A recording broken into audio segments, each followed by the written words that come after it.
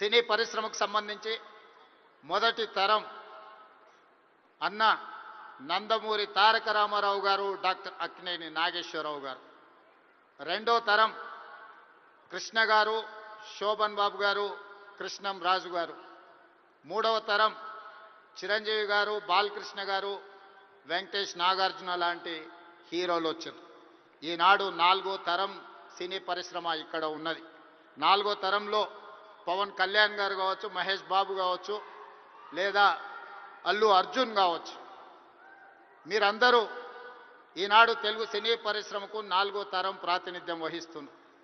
ఈరోజు ఈ వేదిక మీద నుంచి చాలామంది విద్యార్థి దశలో నాకు పరిచయం ఉన్న వాళ్ళందరికీ ఈరోజు సినీ పరిశ్రమలో రాణించిందని ఇక్కడ కలుస్తుంటే నాకు చాలా ఆనందం కలిగింది.